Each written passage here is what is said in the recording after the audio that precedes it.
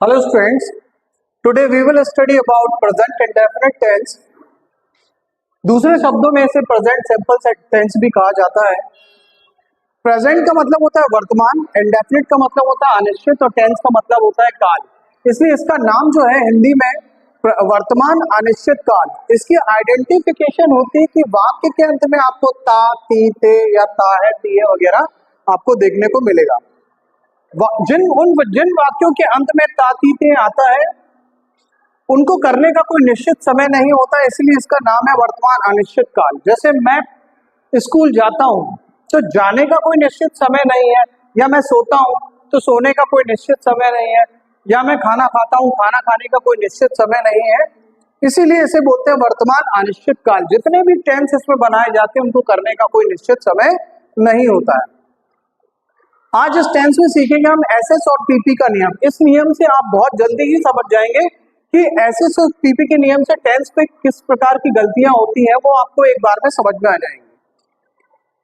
सबसे पहले इसमें इज एम आर का प्रयोग नहीं होता है। स्टूडेंट बहुत सारे ऐसी गलतियां कर देते हैं टेंस बनाते समय कि इसमें इज एम आर का यूज करते हैं, लेकिन इसमें इज एम आर का यूज नहीं किया जाता। इसकी हेल्पिंग वर्ब होती है डू और डज। सिंपल सेंटेंस जो बनाया जाता है या तो सब्जेक्ट के बाद वर्ब की फर्स्ट फॉर्म या सब्जेक्ट के बाद वर्ब की फर्स्ट फॉर्म के साथ ऐसा ईएस का प्रयोग किया जाता है। डू डज का प्रयोग नेगेटिव और इंट्रोगेटिव में, यानी कि हेल्पिंग वर्ब का प्रयोग जो है वो नेगेटिव और इंट्रोगेटिव सेंटेंस में किया जाता है। इसी तरह जो डू का प्रयोग होता है वो बहुवचन करता हूं, जैसे आई, वी, यू, दे या और भी अदर सब्जेक्ट होते हैं उनके साथ किया जाता है। डज का प्रयोग है वो ही, सी, इट किसी नाम या किसी सिंगुलर नंबर सब्जेक्ट के साथ किया जाएगा।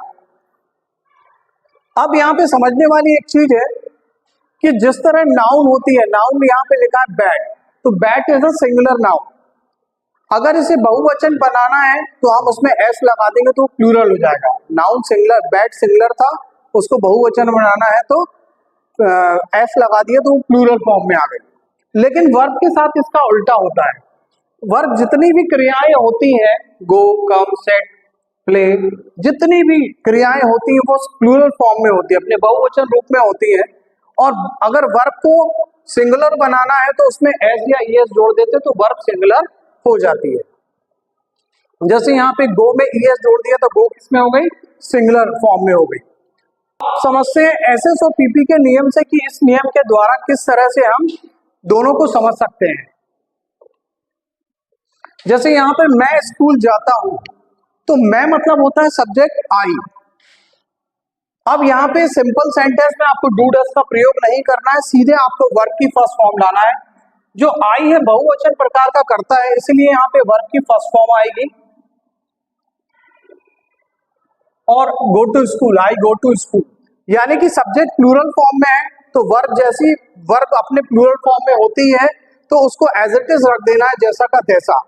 तो आई गो टू स्कूल, यानी कि यहाँ पे आपको पीपी का नियम लगेगा। सब्जेक्ट प्लूरल है तो वर्ब भी प्लूरल होनी चाहिए, यानी कि गो एज इट इज वैसे का वैसे ही, तो ये कहलाएगा हमारा पीपी का नियम।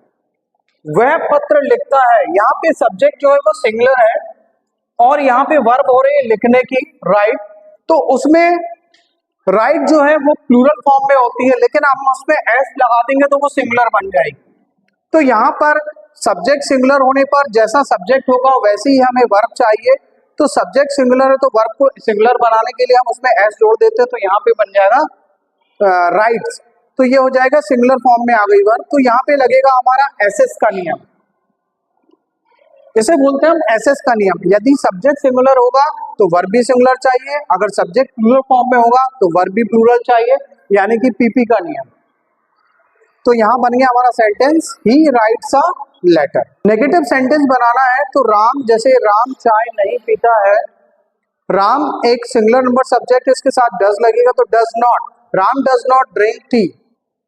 तुम झूठ नहीं बोलते हो, तुम के साथ डू नॉट, यानी कि बहुवचन करता है तो डू नॉट लगेगा। यू के साथ you do not tell a लाई।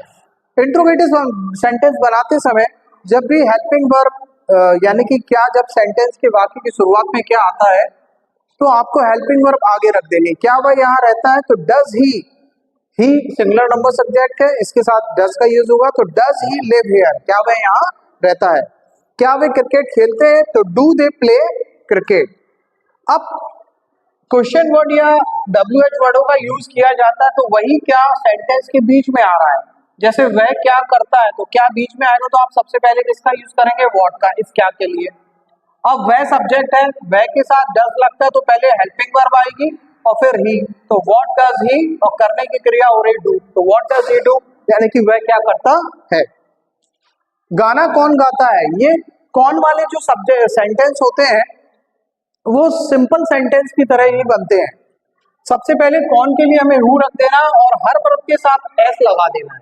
तो हु सिंग्स अ सॉन्ग, जिस तरह से सिंगुलर नंबर सब्जेक्ट होता है वर्ब में एस लगा के बनाते हैं, जैसे यहाँ पे लिखा है ही राइट्स अ लेटर, उसी तरह ही की जगह सब्जेक्ट के रूप में आप हु को रख देते हैं, बाकी सारा सिंपल सेंटेंस की तरह होता है सेंटेंस। तो who sings a song. Guys, आपको आशा करते हैं कि अच्छे से समझ में आया होगा।